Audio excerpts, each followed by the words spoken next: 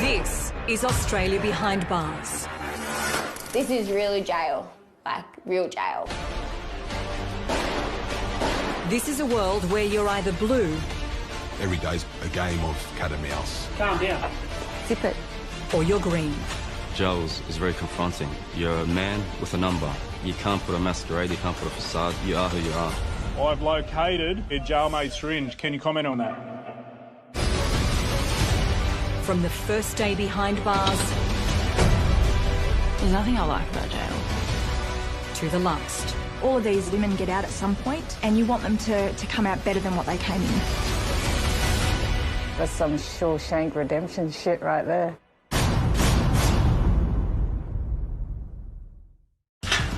Tonight, cornered by the immediate action team. 3 of us are going to enter through the rear yard and catch him by surprise. But has the suspect swallowed the evidence? You ought to put something in his pocket. Yeah.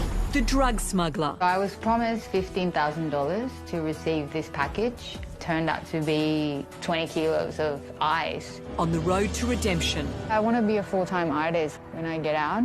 Plus...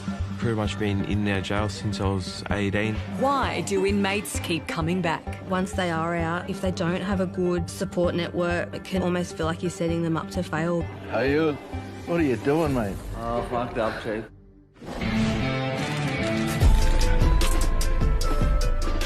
63% of the prison population has been diagnosed with a mental health condition in their past. Some arrive off the streets in a highly volatile state and need to be secured in a safety cell at Silverwater's mental health screening unit. And the job of dealing with unstable, detoxing inmates belongs to Services and Programs Officer Rebecca. I think being a woman in a men's prison has its advantages. We can provide a caring, sort of motherly, sisterly sort of role and gain that respect that a lot of men do have for their female family members. Fuck out of the jail, you fucking dog! Calm down. Fuck off! All right, we're leaving now. Calm down. I love the fact that I come to work every day thinking that today could be the day that I might change someone's life, even in a small way. And you'll be surprised to hear where Rebecca got her unique people skills. I was a hairdresser for 13 years, so I always liked the social aspect of talking to people and listening to their issues. So I went back to study drug and alcohol and mental health. And then that's how I got into working in men's homeless refuges.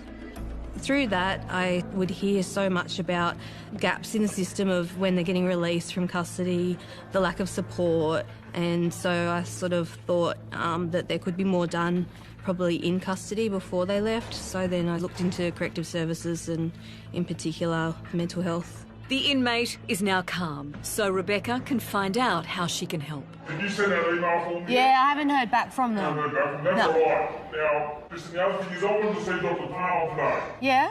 He's refusing to see me. No, I think after lunch. It is a tough job. It's very challenging, but it's also very rewarding. A lot of these guys have come from, a lot of trauma in their life, in their childhood, and often, they just want someone to listen to them. So you're getting out in September?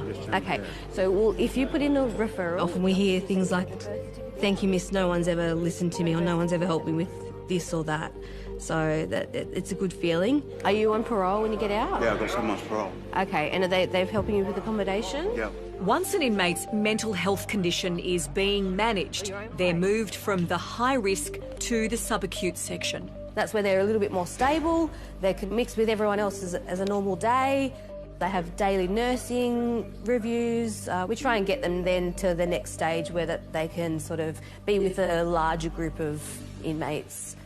All good in the pod? Yeah. Yeah? They're very quiet today. They're very quiet. That's a nice change, isn't it? So we've got a couple of people on our referrals to see.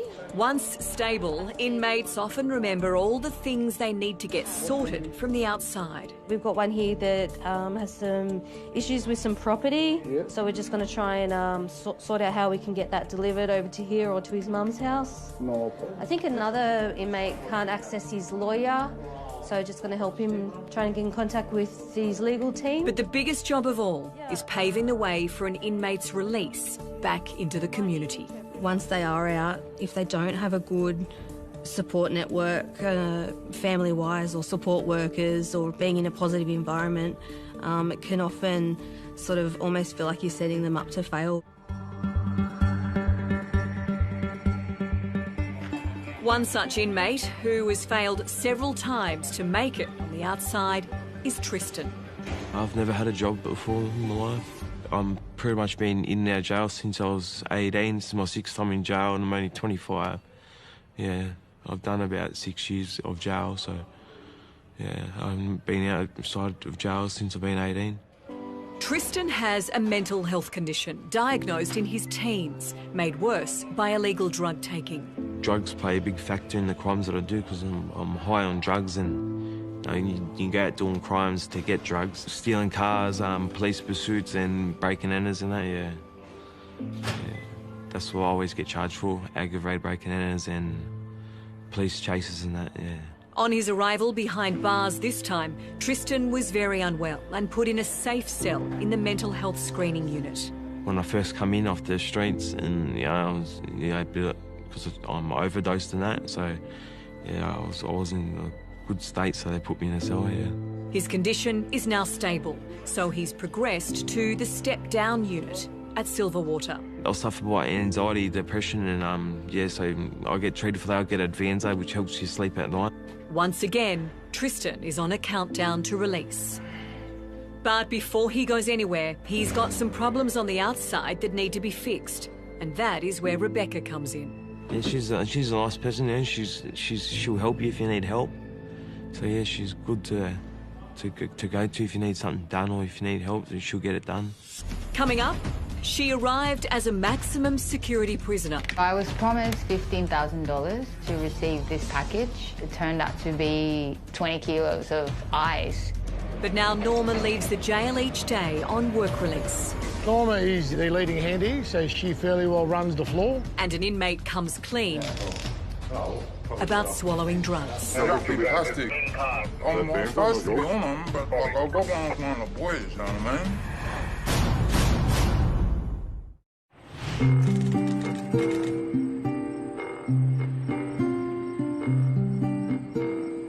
So it's 5 to 6 in the morning and we're about to let the inmates go, ready for work.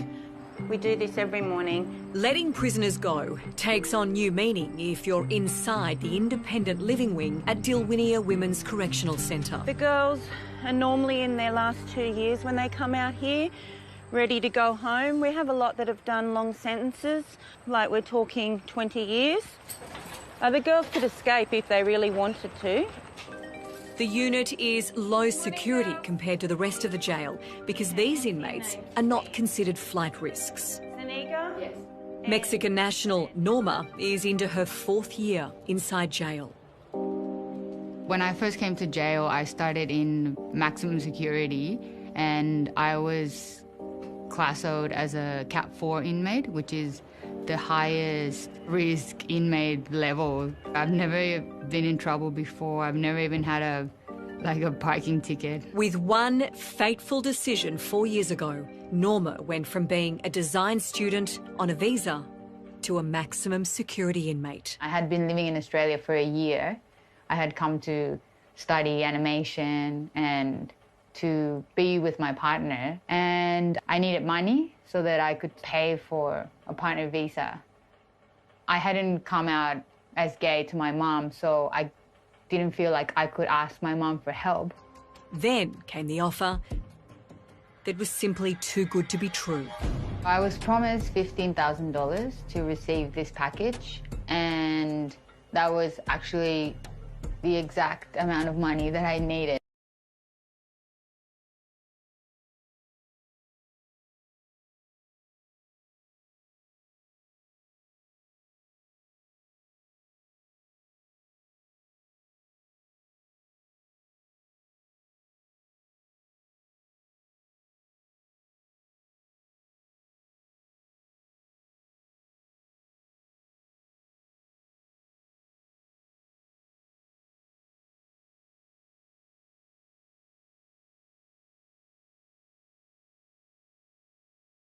That was, I think, the quantity was extremely shocking to me, but the drug as well, because I didn't know what ice was before I got arrested. Norma was found guilty of importing from Mexico $21 million worth of methamphetamine hidden in 8 music speakers. She was sentenced to 7 years in jail. Arriving in jail for the first time, it was shocking really, because I had no expectations at all.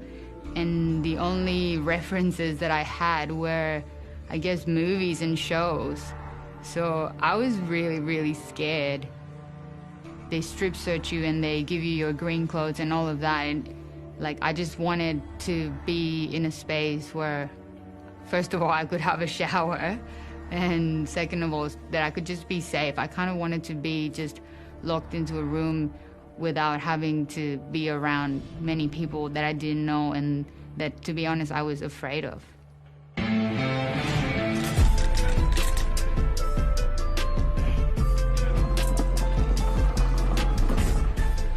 Services and Programs Officer Rebecca is on her way to see inmate Tristan in the step-down unit at Silverwater. So when Tristan first came in, he was quite unwell, off medication and not feeling the best. So we had him in what we call an observation or a camera cell just to keep himself safe. And as he's progressed and he's settled quite well, come down to this area where he can sort of have a normal day's routine. Tristan is serving a 3-year sentence for stealing cars, driving unlicensed and break and enters. When you come in off the streets and that, and if you're not on your medication and that, so you'll sign a consent form, so they'll get you information from your doctor, so you can get put back on your medication and that, so whatever meds you're on for whatever reason. Now that he's stable, Tristan is planning for the future. I've got 3 kids that I have to, have to look out for now. The 2 eldest live in Melbourne with their mother. I haven't seen them in person since 2015, but I've been speaking to them on the phone and that. They're in school now, so I usually ring them before they go to school and speak to them and that. Last time I wasn't speaking to my kids. Like, I was bad on the drugs, and I actually tried to kill myself when I was in the ICU, in the hospital in the ICU, because I overdosed. And yeah, but yeah, now I'm speaking to my kids, and my mental health's a lot better. I'm not as depressed than that. Tristan will be eligible for parole in 6 months, but he's never had a job, held a driver's licence and has no forms of ID to set up a new life. Usually if you get out and you have to wait to get your birth certificate, it will take up to 6 weeks, and it'll delay everything for when you get out. Like, you wouldn't be able to go to the bank, get your money out and stuff like that without your ID. Hey, Tristan. This is where Rebecca can help. It's very hard for someone to come out of custody and sort of think, right, I'm going to get myself a place to live, because they've been in and out, they've got a record. A lot of places don't want to take the risk of taking a person like that. Your hair looks good. Yeah, thank you. Put it into a plait today. Yeah. Yesterday I saw it was... Finding a place to stay is just one of the support services Rebecca can assist Tristan with when he leaves jail. Do you know where you're going?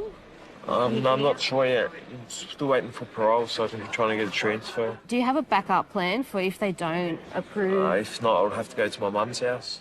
Yeah? And are you in contact with her? Yeah. Is she a good support for you? Yeah. Sometimes once they're in the community, that's where things sort of fall apart, because everyone's stretched with their resources, and especially supported accommodation for a lot of the guys with mental health issues. They've never really been able to do themselves, taking medication, things like that.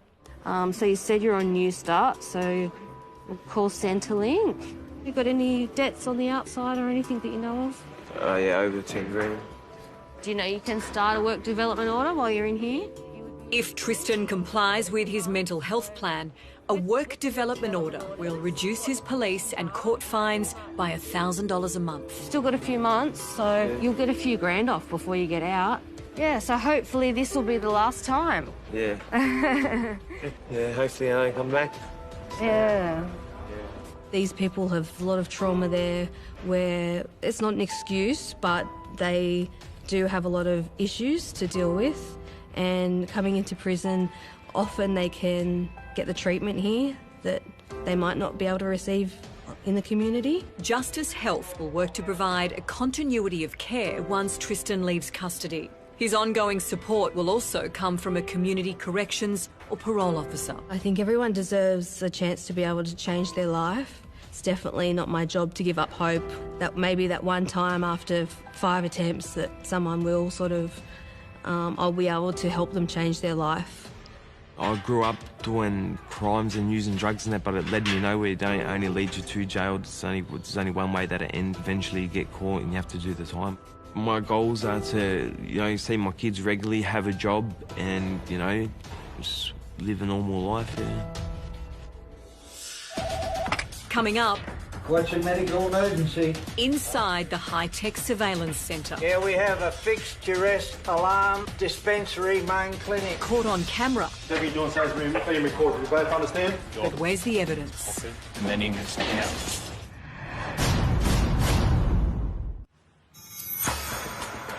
What's your medical emergency? The eyes and ears of every jail facility is its master control room.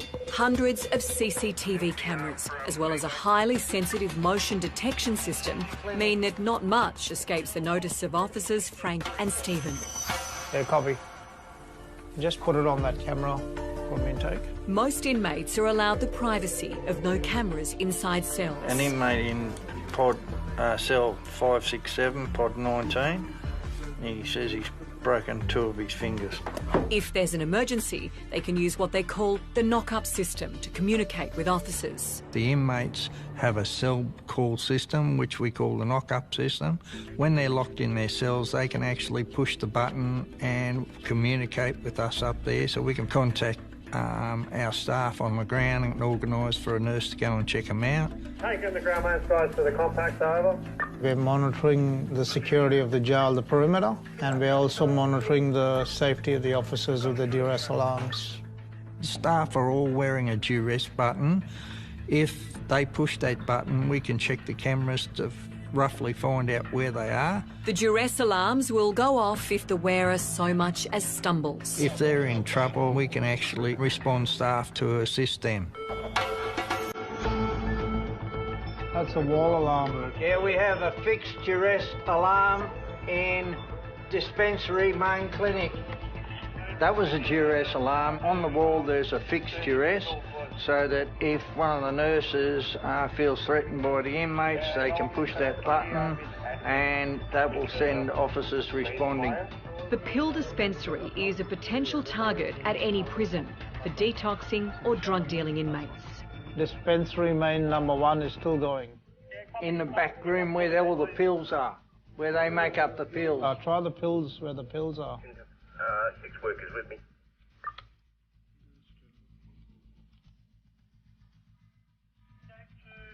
Thank you, ma'am. This time, it's a false alarm. The number in the storeroom needs to be reset. Yeah, receiving. Murray, I'll be over there shortly, Yeah, over. that one's reset. Thank you. Yeah, copy that, thank you. Someone's accidentally set it off and they realise and they've just rung up. This is not a job for a jumping officer. The motion sensors around the jail are super sensitive. That's a sterile zone alarm just gone off. There's movement behind and that movement is setting the sensor off. They are incredibly sensitive. If they're touched or a shadow crosses or a bird flies, it's going to go off. See this palm tree here? That'll trigger the alarm inside the sterile zone. As the sun comes up from the other side and that shadow changes, it sets that alarm off. See, sterile zone alarm. There's that movement again outside and the shadows. So I acknowledge that that's happened and nothing untoward happening, so I reset it. While there's no cause for alarm at Silverwater today, at Wellington, it's a different story. Officers inside Master Control have just spotted some suspicious activity in B-Pod Yard. The immediate action team is going to try catching the suspects red-handed. We're about to conduct a targeted search on 2 inmates in back of B1 yard. So we'll swing around that way. 3 of us are going to enter through the wing, the other 3 are going to enter through the rear yard and catch them by surprise. Copy.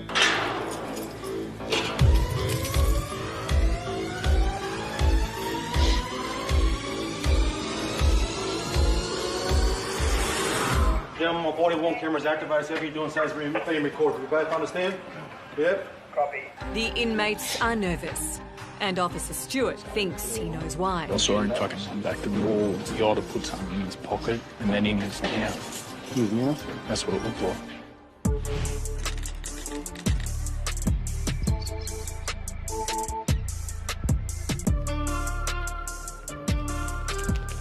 Young, poor and madly in love, backpacker Norma was offered $15,000 to receive a package. She wanted money to pay for a visa, but instead found herself sentenced to 7 years behind bars for importing 20 kilograms of ice. I'm 1.5 years from my release, so you become eligible to be in a program called Works Release. That's if you've behaved and done all the right things and completed all the programs that you are required to do. It's just a normal day sort of thing. Like I wake up, get ready, go to work, spend most of my day at work, come back, exercise and then go to bed. When Norma leaves the jail every day for the short walk to work, she has to wear a tracking device on her ankle. But she is allowed to wear civvies. So I have 2 wardrobes and I keep all my greens in one and all my normal clothes in the other one. Because it just feels more normal, you know? When you open your wardrobe and you have all your normal clothes. I don't know, it feels nice. See him? You too. So the girls have gone off to work now for the day. I won't see them till 4:30 this afternoon. In New South Wales, 42% of inmates re-offend within 2 years.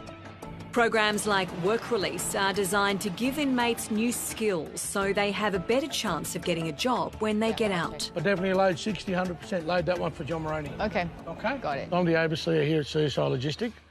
We employ about 40 people, and out of those 40, anywhere up to 17 are inmate employees. CSI stands for Corrective Services Industries, and this logistics warehouse services customers both on the inside and the outside. Norma is the leading hand here, so she fairly well runs the floor. She gets instructions from me, and from there she gives instructions down the line. Brooke, can you please get this corner? Very diligent, very good at what she does, quick learner. We're gonna reload this.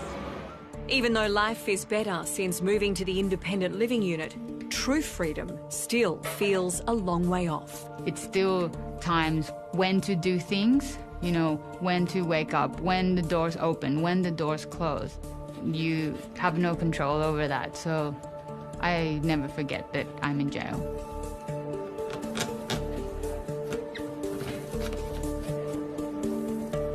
Shit, see? This is what happens when you try to cut an apple with a plastic knife. Coming up... This is the first time I've ever seen one of these. A fresh catch for the immediate action team. Located a jail-made kettle. And when it comes to correctional cuisine... Soggy barnacle, this one, with some horse meat. Yeah, the wetness, I could squeeze some water out of that. Improvising is the name of the game. Joel Big Macs.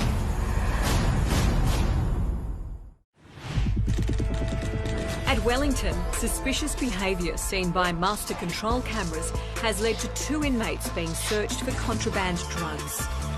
Officer Stewart's keen eye for detail means he misses nothing. The guy to put something in his pocket and then in his mouth. His mouth? That's what it looked like. The new arrival panicked when he saw the officers coming. You used? When I was on the outside, I was there. Yeah. When was the last time you used? About 4 days ago, 5 days ago. What are you using when you're on the outside? Eyes. Eyes? Yeah. Upon entering the yard, I did see one inmate rush back to the wall, pull something from his pocket and place it into his mouth. So we've done strip searches, found nothing. We're about to take him up to the body scanners and run him through the body scanners whilst our other partners are conducting a cell search. In a past life, Officer Stewart was a butcher and has few regrets about joining corrections 5 years ago. Yeah, look, if I'm being honest, strip searches, going back to when I was a butcher, there is no way I was thinking that I'd be looking at another bloke's testicles. like this, you just would never, you'd never think about it. And then you come into this job and it's a part of the job. I don't know, you get used to it after a while. It's a job, you do what you have to do and that's it. Like so, because you got the handcuffs on. Now I want you to lift your head up.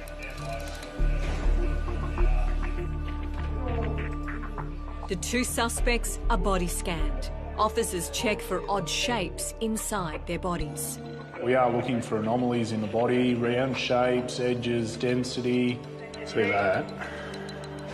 This is why I question it. If you look at that and that, they're very similar. And we edge it, they sort of disappear, but that one, I don't know, it's a possibility. We found what could be an anomaly in one of the fella's stomach, so one of them will remain in a dry cell for the night and then he'll be rescanned in the morning. In a dry cell, nothing can get flushed away. I think we got something. Meanwhile, a cell search might have paid off already. A cell search has been conducted and what we've located is a couple of gloves with the fingers cut off. What they generally do with these is that's where they hide their contraband, tie them up and wrap them in multiple layers and either swallow them or secrete them elsewhere. And a fishing line. So what they do with this is when it's lock-in, they'll feed the line through the door to another cell and they'll gather their contraband that way and then reel it back in. Located a smoking implement and a spoon with a gel substance on it. And what they do there is they use their spark-up kit to get a light, and the smoking implement is used to smoke substances, either bute, ice, whatever else they may have. We've also located what appears to be a kettle. They put these two wires into the wall, the bag was inside of it, and it'll boil the water up, so it's a jail-made kettle. This is the first time I've ever seen one of these. Yeah, they're pretty good at what they do. The inmate caught with this contraband faces the possibility of time added to his sentence. The second inmate, suspected of swallowing something, will spend the night in a dry cell. In New South Wales prisons, breakfast is served around 7, with lunch soon after. So on the menu today, we've got a Devon salad roll, dried fruit and yogurt tray, and your banana and your apple. Soggy bun, but this one with some horse meat. See the wetness? I could squeeze some water.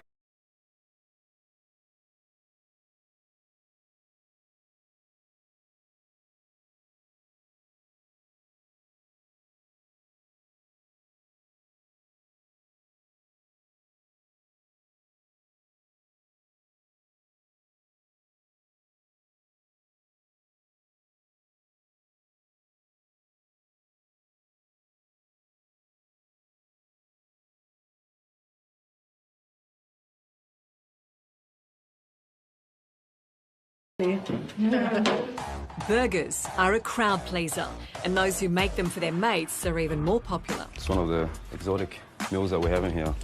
You know, whatever we get, jail dinners, we'll start innovating. We're making, quality meals. And you're limited to what you can do and you can't do. Sort of mind goes to very, very creative spaces. With this, I'm taking the salad, the onions, I'm going to mix up the burgers. While I'm fasting, I'm cooking for the boys, This is one of my mates' favourite meals, so break my fast at 5:45. Joel Big Macs. Coming up. I want the community, when I do get released, to open up their arms and let me back in. I still want to work, I still want to get married, I still want to have kids. How inmates plan to use their second chance. First thing I'm going to do is take my kids out and do something nice with them. Just, try and move on from this. Yeah.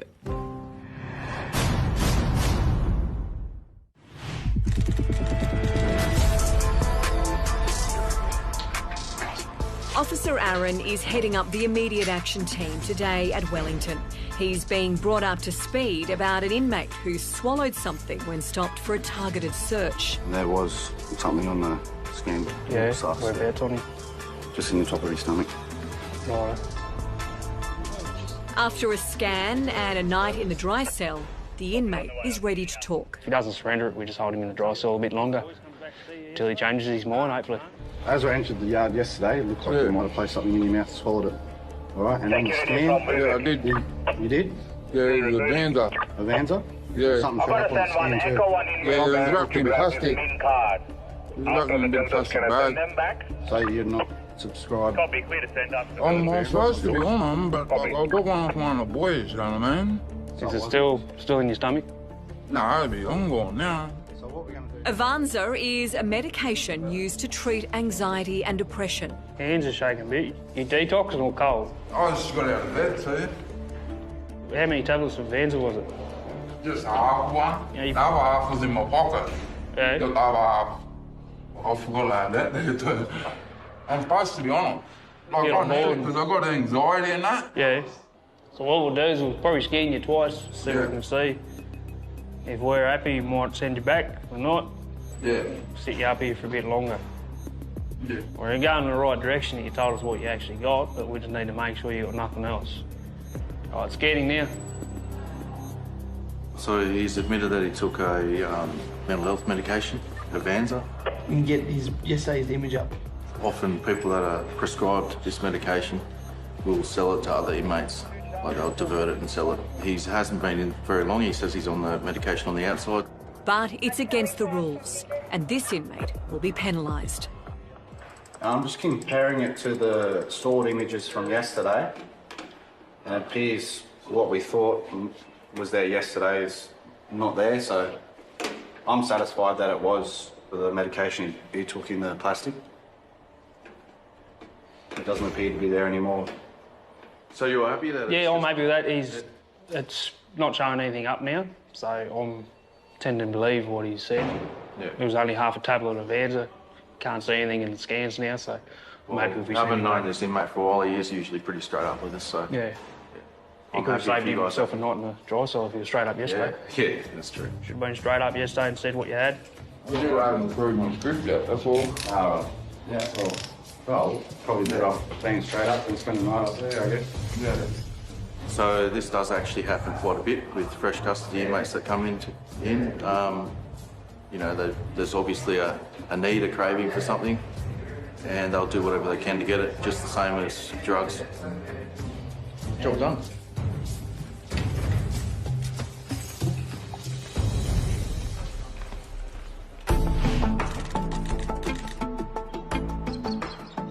One of the privileges of living in the independent living unit is that Norma can make a 6-minute video call each day. So I'm about to call my mum, who lives in Mexico, and I try and call her almost every day.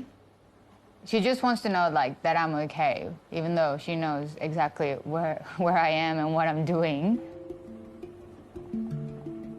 Bueno. Hola. Hola, hija, ¿cómo estás? Bien, ¿y tú? And there's some good news about artwork Norma recently sent home. Que es bueno. Abrí una galería de arte y quieres poner tu arte. Oh, ¿quién es? ¿Quién es esa mujer? No me acuerdo de ella, pero... She was just telling me this woman contacted her because I had submitted my artwork for an auction a couple of years ago, actually. And she wanted to find me because she wants to exhibit more of my stuff. Wow, sí, súper bien. Ok, muy bien. Bueno, te marco después, ¿ok? Ok, te quiero, bye. Basically, I'm gonna have an art exhibition in Mexico from jail. It's really, really good news. It is, I guess, some of the best news that I've had in jail. I'm really excited for my future. I want to be a full-time artist when I get out. I feel like now I have something to say, you know? I have thought about a lot of big concepts and big ideas about life. And maybe I wouldn't have seen that if I hadn't gone through all of this. So when I get released, I'm going to be deported back to Mexico, and potentially I won't be allowed back into Australia. It's a little bit heartbreaking. I will always remember Australia, and if I ever get the chance to come back, I would love to. Coming up... You're frustrated by inmates coming back in. All right, fellas, good luck. wisdom gained from doing time. I like to think that they've got a really good shot to make it out there and to, you know, be better people than when they came in. It's about time I sort of wake up to myself and sort of be a bigger man and a better person and say, yep.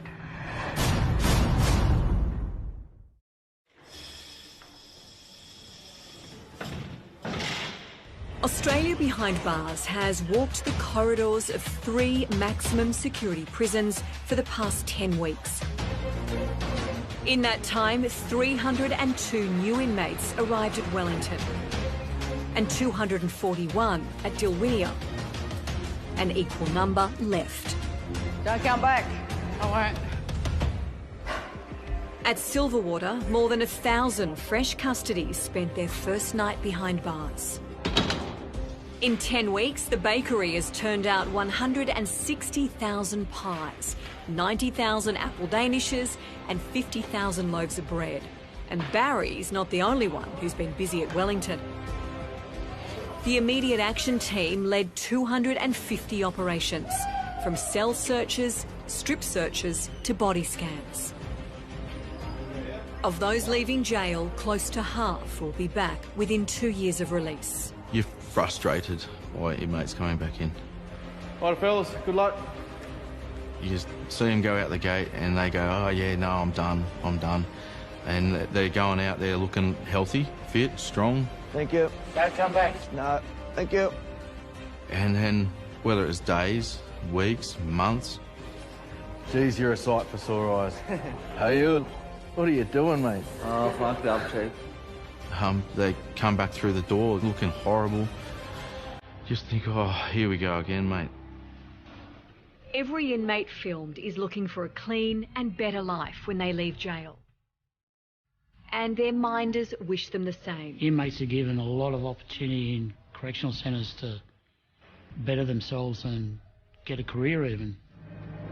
They can do an apprenticeship up at the bakery or an apprenticeship in the print unit. It's not the old stack and rack days anymore where inmates came to jail, they went out in the backyard for 6 hours and they got locked away. Not only have jobs behind bars given inmates a skill, it's generated $28 million of revenue. Send them down. I think with corrections today, they're trying to reduce the recidivism, and that's probably something that the community is shocked at as to how much opportunity these guys have got inside. Be that programs, working in the bakery, getting paid. I like to think that they've got a really good shot, that we've given them the skills that they need to make it out there and to, you know, be better people than when they came in.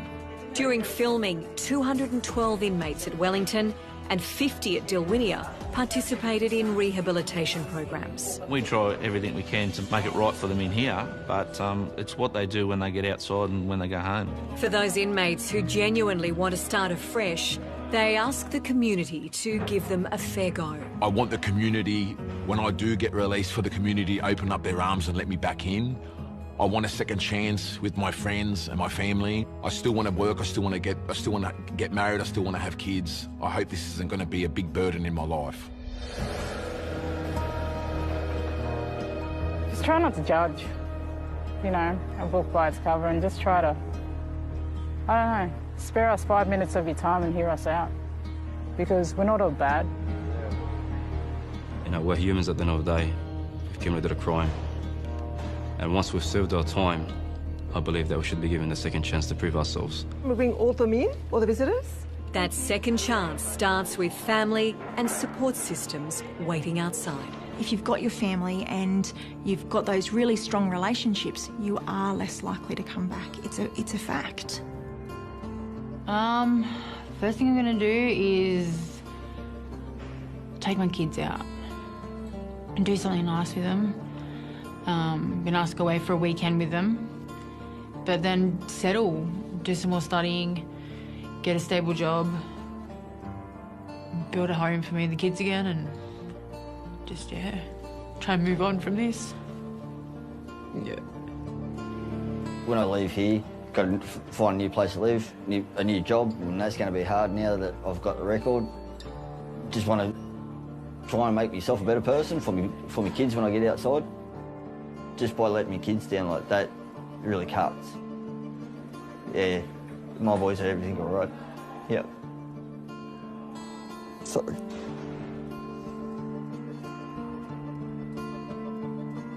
Yeah, yeah.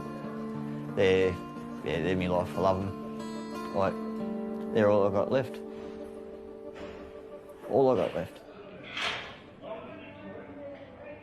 These guys that are coming in for a 3-month stint and going back out and 3-month stint and going back out, these are the guys that we need to stop and get them jobs and get them back on their feet and break that cycle. They're the guys that we need to really push and help.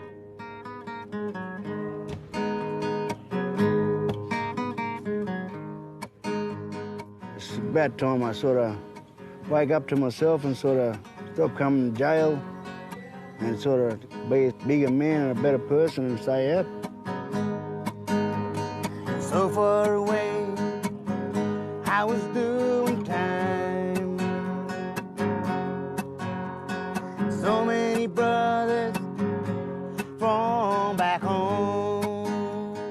If I can stay out of jail for over 6 months, I'm doing good. You know what I mean? I can't predict what's going to happen in the future, but in my head, I'm trying my best to stay out of jail. Running wild and free. Running wild and free. Running wild and free.